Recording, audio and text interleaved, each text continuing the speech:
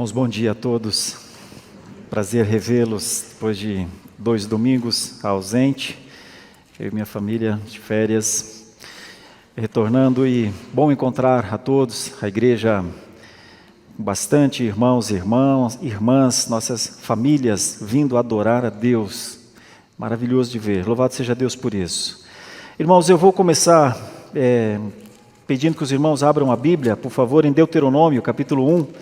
Deuteronômio, capítulo 1, os versículos são 26 a 33. Deuteronômio 1, 26 a 33. Meu tema nessa manhã é um vírus chamado incredulidade. Um vírus chamado incredulidade. E eu perguntaria, é possível aprender com os erros dos outros? Será que nós optaremos por aprender sempre somente com os nossos erros? Os nossos erros nos ensinam muito. Às vezes nós repetimos erros porque não é fácil aprender. Aprender por si só não é fácil. Aprender com os nossos erros é algo bom, quando a gente aprende com os nossos erros. Mas um pensador francês do século XVII, chamado Chandon, disse que mais felizes são os que aprendem com os erros dos outros. E essa é uma passagem para aprendermos com os erros dos outros. O que aconteceu com este povo? Por que Moisés está falando isso a esse povo? Será que isso pode nos ajudar? É a minha esperança nessa manhã, como expositor da palavra, olhando para vocês que saíram das suas casas, vieram a esta igreja reformada, protestante, casa de oração, de adoração, de comunhão. Eu tenho certeza que nenhum de nós saiu das nossas casas para apenas cumprir um ritual, uma agenda. Nós queremos ouvir o Senhor falando aos nossos corações, não queremos? Vamos ouvir a partir disso, do que o Senhor tem para nós hoje, a partir de um histórico bem antigo, duro, difícil. O contexto mostra, eu vou lançar luz sobre o contexto para vocês, mas como nós podemos aplicar isso à nossa vida hoje? Então veja o que o texto diz. Começa no versículo 26. Eu vou ler o texto, falar com as crianças e então falar com os adultos também.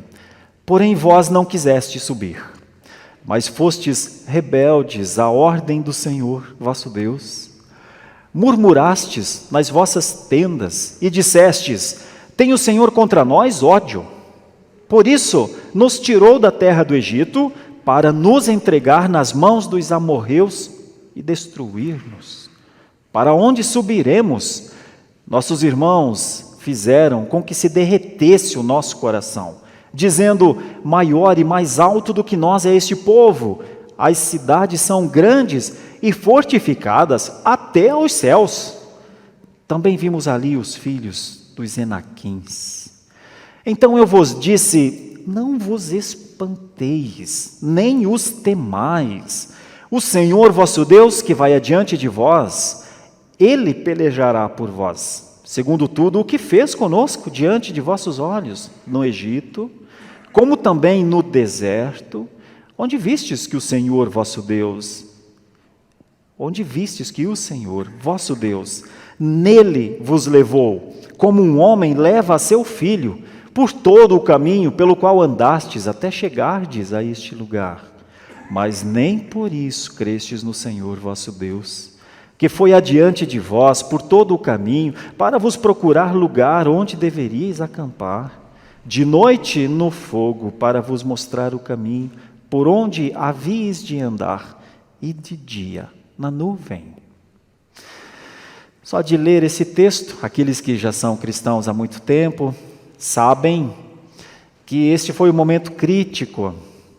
Aqueles que estão começando agora a dar os primeiros passos na fé, eu gostaria que compreendessem uma coisa: Moisés é um tipo de Cristo no Antigo Testamento.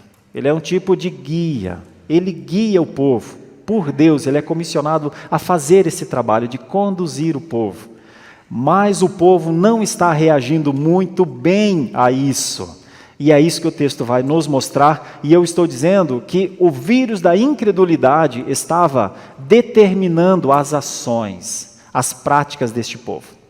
Pense nisso enquanto eu falo com as crianças. Crianças, o pastor gostaria que vocês fizessem uma ilustração hoje, aí na folha, de um caminho grande, uma espécie de estrada grande, extensa, larga, com muita gente nessa estrada, e o pastor gostaria que você desenhasse você e sua família nesse caminho, porque essa é uma história de família, essa é uma história da aliança, essa é uma história principalmente aos pais. Moisés estava falando com os príncipes do povo, com os líderes do povo, e por isso, criança, você que vai fazer aí o desenho, a ilustração, coloque-se dentro da família, desenhe a sua família, desenhe o seu pai, sua mãe, que estão lhe conduzindo no caminho da fé, ou de repente o vovô ou a vovó. Quem é que está na sua vida, criança, lhe conduzindo? É isso que o pastor gostaria que você colocasse. Lembre-se deles, nesse caminho grande com muita gente, destaque a sua família. Destaque o seu pai, a sua mãe, seu tio, sua tia, seu avô, sua avó. Quem está lhe conduzindo? E lá no final desse caminho, desenhe uma cruz bem grande, porque este caminho foi inaugurado, ele foi estabelecido pelo Senhor Jesus. O Senhor Jesus disse: eu sou este caminho. Então esse é um caminho de cruz, mas depois da cruz tem um céu de glória nos esperando. Tá bom, crianças? Será que o pastor conseguiu passar a ideia? Faça um desenho de uma estrada. Faça um desenho em que há muita gente nessa estrada. Coloque nesse desenho você e sua casa. E lá ao final desse caminho, desenhe aquela cruz, a cruz de Cristo. A cruz que Cristo ficou por um tempo, mas não está mais. Depois dessa cruz, tem um céu de glória lhe esperando, criança. Lhe esperando, criança. Pense nisso. Desenhe o seu trajeto, a sua caminhada, a sua vida. Enquanto eu falo com as crianças, eu sei que os adultos também vão imaginando o que é isso e a beleza dessa caminhada. Não foi tão claro para este povo aqui. Vamos aprender com eles então? Vamos aprender com eles o que a incredulidade pode fazer. Vê só, a criança agora ela está desenhando um caminho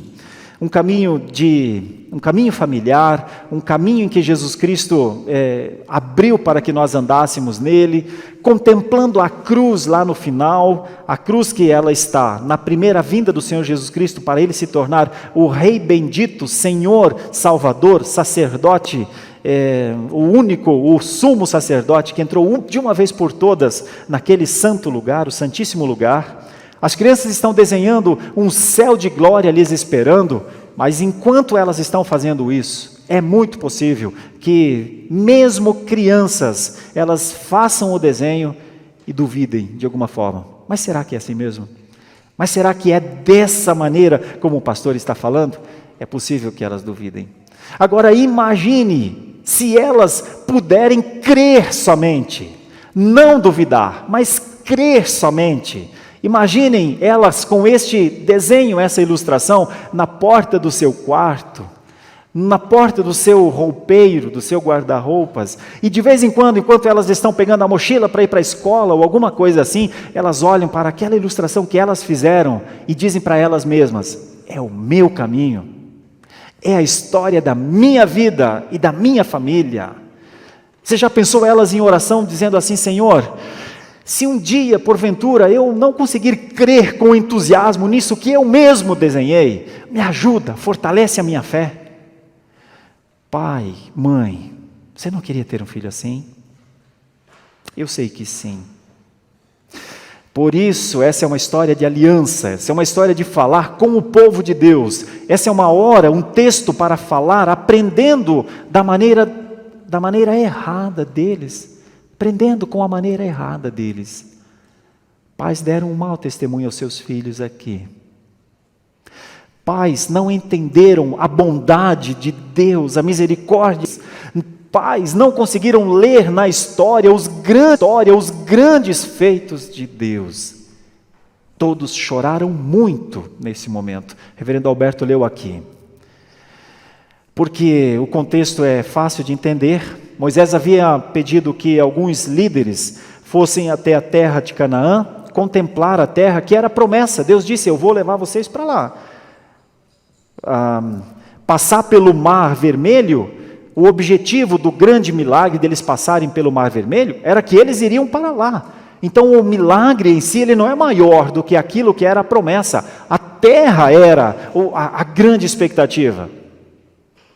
Sustentar aquelas pessoas no deserto, com roupa, com alimento, com codornizes, com água de rocha, aquilo não era o ponto principal. Aquilo era para mantê-los vivos, caminhando rumo à terra que eles estavam para receber. Mas agora eles não querem ir mais à terra.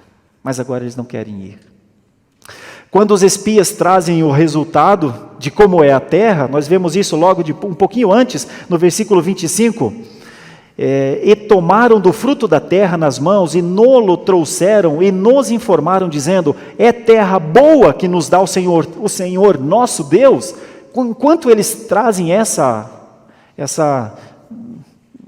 esse detalhe, né, de como era a terra, imediatamente os líderes começam a dizer, mas não é tão fácil assim, porque lá tem gigantes, o problema é grande, e os homens são muito grandes, e as cidades são muralhadas, ou as muralhas são tão grandes, que elas vão até o céu. Eles usam uma hipérbole para dizer, não dá para passar. E então, diz o texto, logo depois aqui, que o povo começou a chorar. Chorar, chorar, chorar, chorar. E esse foi o testemunho que os pais deram para os seus filhos. A incredulidade levou um povo inteiro ao choro. Vamos ver como isso está aqui no texto, como foi. Então, veja só, versículo 26. Porém vós não quisestes subir, mas fostes rebeldes à ordem do Senhor vosso Deus. A primeira coisa que eu vejo aqui no texto é que a incredulidade, ela fortalece a recusa. Ela fortalece aquele posicionamento de, deixa eu ficar onde eu estou, eu não vou, deixa eu ficar aqui. A incredulidade tira as forças da fé, da crença. A incredulidade é um vírus, mais ou menos como você vai dormir e está tudo bem. E então você acorda, está com um pigarro diferente, você se sente, começou a doer o corpo, você vai fazer sua higiene pessoal, você liga a luz do seu banheiro e aquela luz dói na sua cabeça, você sabe que alguma coisa está acontecendo com você. Você não sabe exatamente o que é, mas você já percebe que se você tinha uma corrida marcada, uma agenda marcada, se você tinha alguma coisa que exigisse ou que exigiria de você esforço físico, você já pensa, ai meu Deus, será? É assim que os vírus minam energias, minam forças e fazem a pessoa ficar estagnada. Pois parece que isso aconteceu. Moisés diz, vós não quisestes subir, mas fostes rebeldes à ordem do Senhor vosso Deus. Que ordem era essa? Não é uma vez só, são muitas. Quando o povo estava diante do mar e disse, acho que não, o povo gritou para Moisés, vamos morrer. Moisés disse, Deus, o povo está dizendo que acha que vai morrer. E Deus disse, diga a esse povo para continuar, marchem, caminhem, vão em frente. Não foi uma vez só. Quando o povo ultrapassou o Mar Vermelho e adentrou o deserto, aquela terra difícil, é verdade, muitas vezes o povo reclamou, achou, não vamos sobreviver aqui. Deus dava sobrevivência. Não vamos vencer os inimigos. Deus lhes dava vitória, não foi uma vez só. Era uma história de ordem do Senhor. O Deus do pacto, o Deus que ama o seu povo. O Deus que o tirou do Egito, o Deus que o levou para o deserto para que lhe prestassem culto, não foi uma vez só, para que alguém pudesse dizer, eu não ouvi. Se Deus falou uma vez, mas eu não ouvi. Não. Isso foi sempre, isso foi uma história. Note que Moisés está falando para uma segunda geração. A primeira geração ouviu toda a história, a presença de Deus, o cuidado de Deus. Por isso, quando você ouve aqui no texto, porém vós não quisestes subir, é como se Moisés estivesse dizendo, vocês estavam dentro da família ou das famílias que não quis subir. Vocês herdaram o que os vossos pais não creram.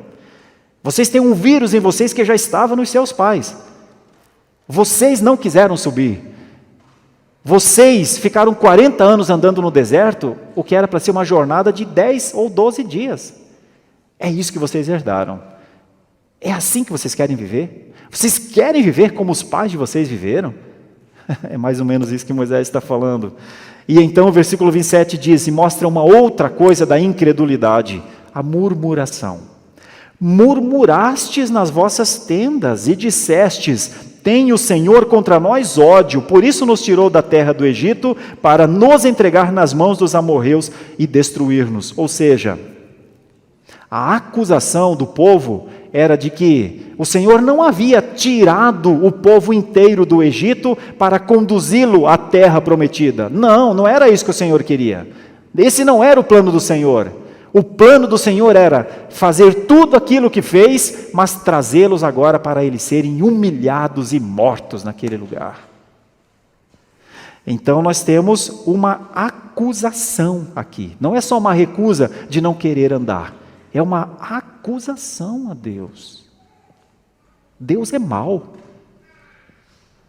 Deus nos odeia. É uma acusação. Essa é uma acusação muito forte. Ninguém quer dizer, mas houve um povo, nossos ancestrais, esses que estão aqui nas Escrituras, que disse: Deus, sim, nos odeia. Foi isso que esse povo disse. É uma acusação forte. E então eles justificam a sua acusação. Olha o que diz o versículo 28. Para onde subiremos? Nossos irmãos fizeram com que se derretesse o nosso coração, dizendo, maior e mais altos do que nós é este povo, as cidades são grandes e fortificadas até os céus. Também vimos ali os filhos dos Enaquins. É assim que eles justificam o que eles entendem por ódio de Deus por eles. Eles fazem uma pergunta que não tem resposta, mas como dizendo, o que vamos fazer? Para onde subiremos? Para a morte? O que estamos fazendo aqui? Esperando apenas as espadas cortarem os nossos pescoços? O que estamos aqui? À espera de uma morte anunciada? É isso? Melhor seria realmente voltar a ser escravos, porque pelo menos éramos escravos vivos. Aqui somos livres, mas mortos. A nossa morte é prenunciada, é isso. Eles tentam justificar a sua acusação. Deus nos odeia e nos trouxe aqui para nos matar. Eu fico imaginando a posição de Moisés ao longo dessa caminhada. Moisés, aquele que havia sofrido as dores do povo, porque no momento dos 10 mandamentos, quando ele sobe e fica 40 dias no monte, recebe a lei, quando ele desce, o povo está adorando a um bezerro. Eu fico imaginando o sofrimento deste homem, que foi penalizado, inclusive, por conta dessa incredulidade do povo. Ele mesmo diz em outra passagem, eu queria tanto conhecer a terra prometida, eu ensinei 40 anos sobre a terra prometida, eu vislumbrei viver na terra que o Senhor Deus prometeu nos dar, mas por conta da incredulidade de vocês também, e dos meus pecados também, eu não posso, eu não irei. Deus já me disse que será Josué que os levará. Mas ele insiste em dizer, por tudo que for mais sagrado na vida de vocês, conheçam a Deus, saibam quem Ele é. E ele argumenta então nos versículos 29 para frente, então eu vos disse, não vos espanteis, nem os temais, porque era isso que o povo estava. O povo havia recusado caminhar sob a boa voz do Senhor, o povo havia acusado o Senhor de assassinato generalizado, de genocídio generalizado, o povo havia justificado que era um erro aquilo, nós não vamos subir porque isso é um erro, nós vamos morrer, é para a morte que estamos indo. E então Moisés, o homem, o varão manso, o mais manso, como diz, eu fico imaginando o quanto de mansidão esse homem tinha de ter para olhar para aquelas pessoas e falar, não se espantem, não temam esses gigantes, não vejam os obstáculos como empecilhos.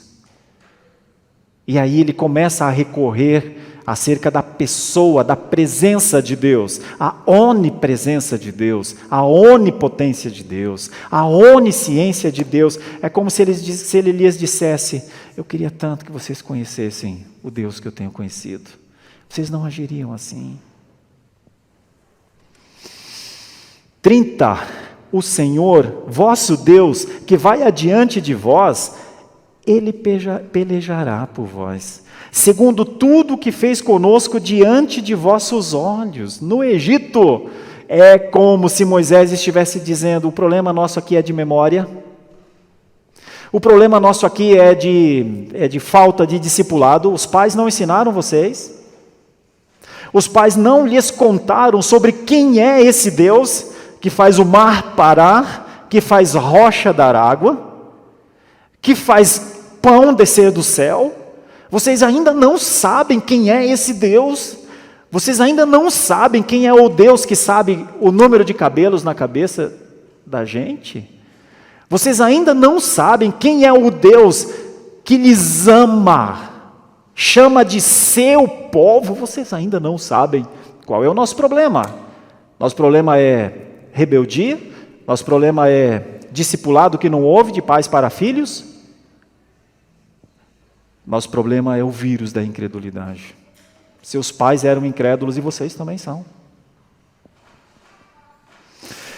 É difícil a situação de Moisés, porque ele precisa argumentar uma coisa muito simples e muito lógica, que todos viram o agir poderoso do Senhor, mas o medo os cegou.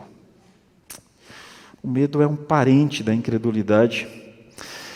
Cadê a esperança de que Deus lutará por vós? Vocês já não creem mais? Veja que eu estou explicando o texto.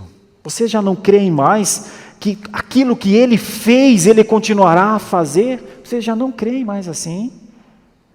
Vocês não se lembram mais do Egito?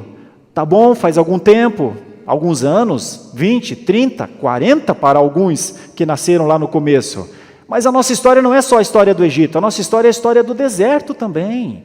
E essa é uma história que vocês sabem, porque vocês viveram. Está aqui no versículo 31, como também no deserto, onde vistes que o Senhor vosso Deus nele vos levou, como um homem leva a seu filho por todo o caminho pelo qual andastes, até chegardes a este lugar. Não é só de histórias que nós vivemos, mas é do dia a dia, é de coisas que nós nos lembramos. Vocês não se lembram mais? É disso que Moisés está falando. Veja o que a incredulidade faz. A incredulidade apaga coisas que estão ainda nas nossas agendas. Se nós olharmos para 2, 3 anos atrás, quantas coisas Deus fez há pouquíssimo tempo. Mas a incredulidade é um vírus que mina esse pensar, essa certeza. Bom, o argumento é bom, né? O argumento de Moisés é: ok, vocês recusaram prosseguir, vocês acusam Deus de ódio, vocês dizem que Deus lhes quer matar, mas eu quero argumentar que nós temos o Egito e o deserto ao nosso favor. Vocês se lembram disso, não se lembram? Mas aí veja o que é que Moisés diz. 32, mas nem por isso crestes no Senhor, vosso Deus, que foi adiante de vós por todo o caminho, para vos procurar lugar onde deveríeis acampar, de noite no fogo para vos mostrar o caminho por onde havíeis de andar, e de dia numa nuvem, por todo o caminho, diz o texto. Meus queridos irmãos e irmãs, o que uma passagem como essa pode nos ajudar na nossa vida? Se o tema é a incredulidade como um vírus, eu gostaria de, uma vez explicado esse contexto, poderia usar vários textos correlatos, são muitos os textos. Essa é uma passagem que ela está espalhada nas Escrituras. De vez em quando alguém volta para essa passagem, porque ela é uma passagem icônica. Ela é uma passagem que as pessoas dizem: não é possível que o povo agiu assim. E por que esse povo agiu assim? E tanto nos textos de Números, quanto depois em Hebreus, uma frase resume tudo isso: o povo não entrou na terra prometida por causa da sua incredulidade. O povo não avançou e não experimentou a graça, a plenitude da graça, a plenitude da misericórdia, a presença do Senhor, por conta da sua incredulidade. Veja que vírus poderoso é esse chamado incredulidade. Eu quero aplicar isso às nossas vidas. Nós estamos em 2022, estamos aqui na nossa viagem cristã. Alguns são convertidos há muitos anos, décadas, outros estão conhecendo a fé cristã agora. Todos nós estamos numa grande caminhada, uma grande jornada, de certa forma semelhante a essa deste povo, porque essa jornada, essa caminhada, o êxodo, a vida no deserto e o acesso à terra prometida, prefigura o que é a nossa caminhada, a caminhada cristã. Eles tinham Moisés. Moisés já não existe mais. Moisés foi um homem do seu tempo, que tipificou a Cristo. Nós temos aquele, o Cordeiro Pascal. Nós temos aquele que nos conduz. Nós temos o caminho, a verdade e a vida, tudo na pessoa do Senhor Jesus. Sacerdote, rei, profeta, tudo ele é. Nós o temos. Nós estamos depois de Cristo, Moisés estava antes de Cristo. Então, isso tudo é uma tipificação do que é uma caminhada, a caminhada que o Senhor Deus conduz o seu povo. E eu preciso perguntar a você nessa manhã, você já parou para pensar no que pode representar na nossa vida uma recusa? Vós não quisestes subir, diz o texto aqui. Vocês não quiseram. Eu os chamei, eu disse que ali era o lugar para ir, tinha que dar o passo, e vocês não quiseram. Já pensou nos chamados, nos dons? Já pensou nos talentos que Deus dá ao seu povo, para que ele siga a caminhada, para que ele viva na fé, para que ele testemunhe ao mundo que ele é um filho e uma filha de Deus? Mas ele não o faz porque ele se recusa. Você já pensou nas consequências da recusa à fidelidade ao Senhor? O Senhor nos dá tudo, nos dá a roupa, o Senhor nos dá a comida, o Senhor nos dá o lar, o Senhor nos dá o que precisamos, e na hora de exercermos a fidelidade ao Senhor, num ato puro e simples de quem é crente, a gente se recusa. Não. Já pensou? Já pensou nas consequências daqueles atos de recusa para viver em harmonia, em paz, em respeito ao nosso próximo? Mas nós nos recusamos a isso e ficamos numa posição de, desse eu não gosto, daquele eu não gosto, aquele fala aquilo eu quero ficar longe. Já pensou nas consequências disso? A recusa, meus irmãos, a ouvir, andar nos caminhos do Senhor, tem consequências terríveis. Teve para o povo, você vai compreender no contexto. Às vezes achamos que podemos recusar simplesmente porque não é a nossa hora, não é isso que queremos, não é disso que gostamos.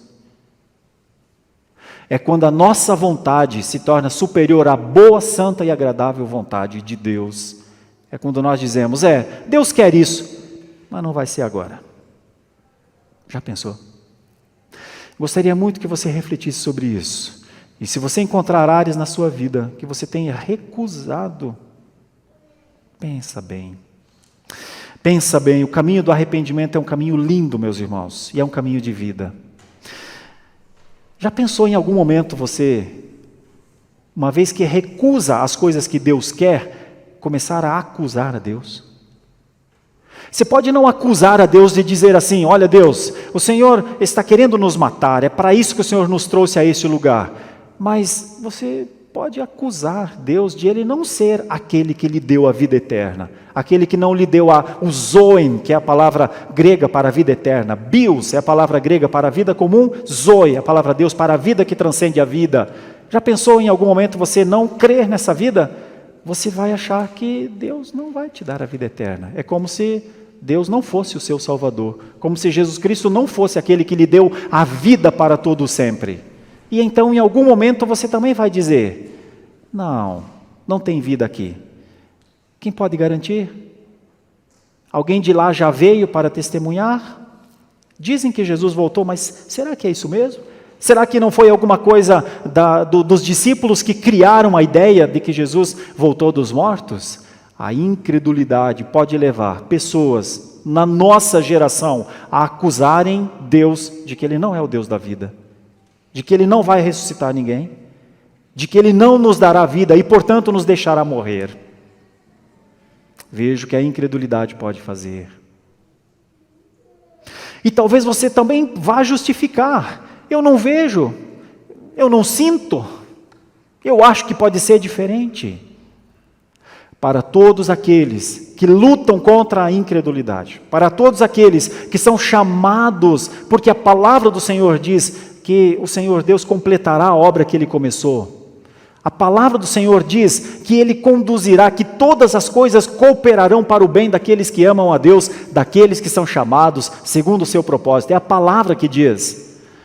A palavra diz, anda, persevera, se desfaça do pecado que tenazmente te pega, te apanha, te segura, te desfaça disso e continua a caminhar olhando para o autor e consumador de toda a fé, o Senhor Jesus Cristo. Mas a incredulidade pode fazer a pessoa pensar, será? Será? Será? Pessoas se recusam dentro da vontade prescritiva de Deus, assim como um dia Deus disse, não terás outros deuses diante de mim, pessoas têm outros deuses diante de si, diante dele inclusive. Enquanto Deus disse, honra o teu pai e tua mãe, filhos de crentes muitas vezes desonram seus pais e suas mães, dentro da vontade prescritiva de Deus, muitas coisas acontecem que são contrárias às Escrituras, são desobediências puras.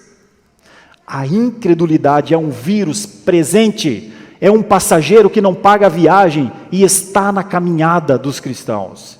Estava aqui, porventura não estaria hoje? Porventura somos um povo diferente? Então essa é uma realidade muito próxima de nós, muito próxima, a incredulidade. A incredulidade fez desse povo um povo que se recusou a prosseguir, fez um povo que partiu para a acusação contra Deus. Mas Moisés continua a reiterar, conheçam a Deus e creiam somente. Creiam pelo que aconteceu no Egito, creiam pelo que aconteceu no deserto.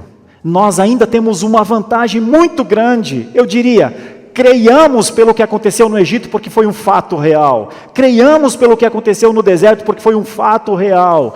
Creiamos porque eles entraram na terra prometida, os reis reinaram, os profetas profetizaram, os sacerdotes executaram a expiação.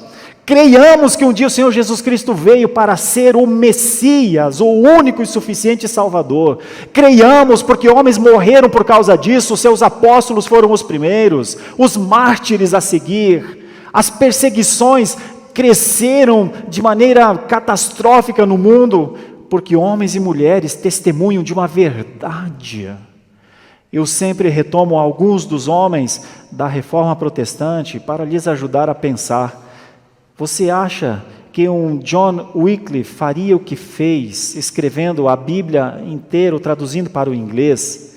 Você acha que um Savonarola morreria da forma como morreu, com sua língua cortada na fogueira, se não fosse por uma verdade?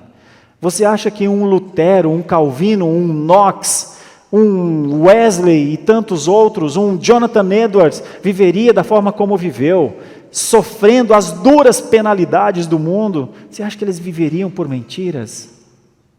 Quais razões nós temos para a incredulidade?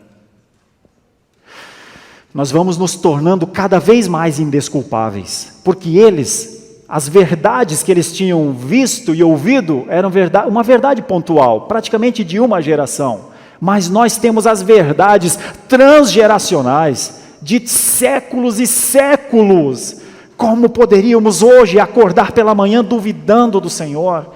Como poderíamos hoje acordar e viver dentro das nossas famílias, dando mau testemunho para os nossos filhos, negando a eles o privilégio de crerem no Senhor Jesus Cristo, só nele? Como?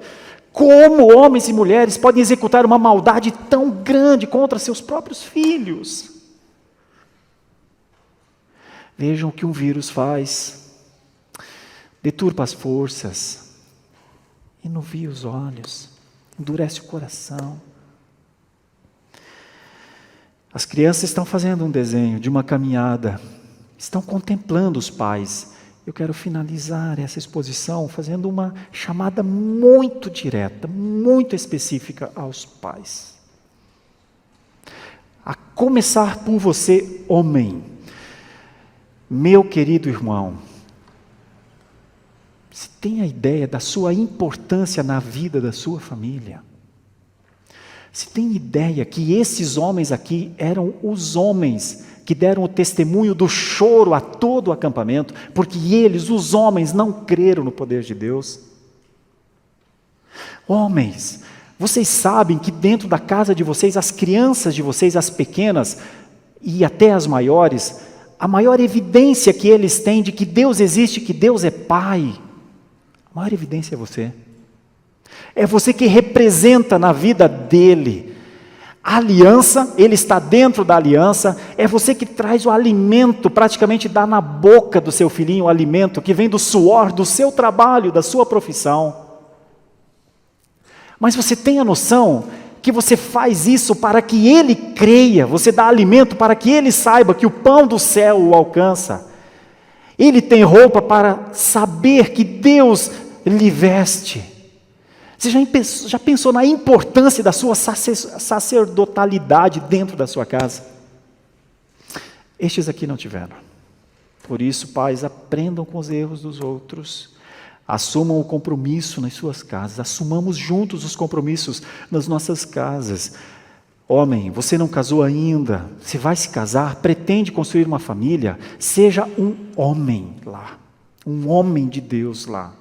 Aprenda com o erro desses aqui. Pai, você está descobrindo que você errou com os seus filhos, você não foi um sacerdote na sua casa, você não fez isso como um instrumento de Deus, você deu comida, você deu roupa, mas o seu filho, ele agradeceu a Deus por você ser o pai, mas não fez a ponte para crer que você é um instrumento na vida dele, mas que quem faz tudo isso por ele é o próprio Deus. O caminho é o do arrependimento, o caminho é de conversar com seus filhos, o caminho é de dizer, filho, filha, Pai não conseguiu passar para você hoje, até hoje, tudo o que é esse nosso Deus. Senta com Ele, fale sobre Deus com Ele, Pai. Se você nunca fez, você está errado. Muito errado, não é pouco errado não, é muito errado. Seu filho não vai crer só porque te vê crendo. Seu filho vai caminhar nos passos que você está caminhando. Reflita sobre isso. Mães que fazem parte da aliança, mães que fazem parte do plano de Deus para a vida dos seus filhos, mães, ajudem seus maridos a serem os sacerdotes das suas casas, sejam as fiéis auxiliadoras, compreenda que você está numa missão maravilhosa, você não vai salvar o mundo, mas você vai cuidar desses filhos que Deus lhe deu, e você precisa dizer a eles, junto com o seu marido, que só Jesus Cristo salva, só Ele, nada, absolutamente mais nada. Fuja de qualquer vã filosofia, de qualquer sutileza, de qualquer desvio, de qualquer outro caminho que queiram apontar. Diga para o seu filho, quando na escola ele estiver aprendendo sobre evolucionismo, fale sobre criacionismo com ele. Quando ele estiver falando sobre muitas muitas formas de famílias, explique a ele o que é uma família. Mãe, pai e mãe, pais e mães da aliança, onde nós estamos, o que está acontecendo com os nossos filhos. Olhe para esse texto. O Senhor peleja ainda hoje pela família. Ainda hoje. Eu gostaria muito de concluir dizendo que viagens precisam ser concluídas, precisam ser completadas. A nossa viagem precisa ser completada. Essa foi uma viagem que a primeira geração não conseguiu ver. Mas as viagens, quando são completadas, elas vislumbram coisas maiores. Eu quero finalizar lendo um pequeno relato do dia 12 de agosto de 1859. 12 de agosto de 1859. É o dia que nós consideramos o dia de aniversário da Igreja Presbiteriana do Brasil, 12 de agosto, é o dia que nós comemoramos o aniversário da nossa igreja. E eu quero ler um pequeno relato de um homem chamado Ashbel Green Simonton, no dia 12 de agosto de 1859. Estou acordado desde as 4 da manhã, observando as manobras para adentrar o porto contra o vento e a maré. É um lugar lindo, o mais singular e impressionante que jamais vi. Nunca teria imaginado tal porto, com beleza sublime, protegido de ventos e ondas e capaz de defesa contra ataques de mar ou de terra. Estou pronto para desembarcar. É o primeiro presbiteriano, é aquele que deu início a essa igreja que hoje você está adorando a Deus nessa manhã. Era o ano de 1859 e uma viagem havia acabado. Ashbel Green Simonton havia saído dos Estados Unidos de navio e chegou. Estou, como ele diz, estou pronto para desembarcar. Isso foi às 9h30 da manhã, de 12 de agosto de 1859. Às 2h15 da tarde, ele disse: estou sentado junto à escrivaninha de Robert Wright, para quem trouxe cartas de apresentação. Ele convidou-me para jantar, concordei. Um dos sócios da casa procurará quarto para mim, e então poderei acomodar a minha bagagem. Uma viagem havia terminado, outra estava começando. Simonton não sabia nem onde ficaria. 5h da tarde, tivemos um jantar excelente. Primeiro sopa, depois peixe, depois o que quisesse. Então, torta de alguma coisa parecida com batata doce, muito boa. Afinal, laranjas como nunca havia provado. São muito grandes, pesadas e sólidas e têm sabor delicioso. Estivemos à mesa quase 2 horas e nos divertimos muito. Começava a caminhada de um homem chamado Ashbel Green Simonton, que 163 anos depois permitiria que você estivesse numa manhã de domingo para adorar a Deus como Deus deve ser adorado, para ouvir a palavra de Deus, o Deus que fala. E me chamou a atenção porque os frutos da terra, aqui no texto bíblico, não foram suficientes para que o povo cresce. Deus é bom, Deus dá o sustento, Deus nos levará. De uma forma, de certa forma irônica, ou até de maneira coincidente, no dia em que Simonton chegou ao Brasil e foi jantar, ele falou de comida, falou de coisas que a nossa terra tinha. Laranjas muito grandes, como nunca havia provado. São pesadas, sólidas e têm sabor delicioso. Simonton terminou a viagem de navio para começar a condução de uma igreja chamada Igreja Presbiteriana do Brasil, 1859. Nós estamos dentro dessa grande viagem, não te desvies. Nós estamos dentro dessa grande nave que vai para uma região da glória de Deus. Não olhe para os lados, não te encante com as coisas que estão do lado, não te espantes com as coisas que possam surgir contra nós. Lembre que o vírus da incredulidade precisa de um tratamento, chama-se Jesus Cristo. Creia somente. Foi isso que Jesus disse para aqueles que duvidaram um pouquinho, como Tomé, por exemplo. Creia somente. Foi isso que Paulo disse para o carcereiro quando ele estava lá em Filipos, depois da prisão cair. Creia somente. Foi isso que Pedro disse para todos aqueles que ouviram o evangelho logo depois da crucificação. Vocês precisam crer. Creiam somente. Feche seus olhos, vamos orar. Ó Deus de graça, ainda que a incredulidade seja um vírus terrível, para nós ele não é mortal, porque para nós o Senhor Jesus Cristo é o tratamento que precisamos. Basta crer, é só crer, crer somente, no Senhor esperar, o Senhor ouvir, no Senhor nos alegrarmos.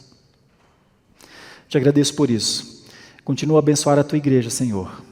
Continua a tratar o vírus da incredulidade em nós. Senhor, nós te pedimos isso, com perdão dos nossos pecados, em nome de Jesus. Amém. Muito obrigado por nos acompanhar até o final deste vídeo. Para receber mais reflexões e ficar por dentro dos próximos conteúdos, te convidamos a seguir as nossas redes sociais que estão na descrição. Alguns vídeos aparecerão na tela caso queira continuar nos assistindo. Abraço e até a próxima.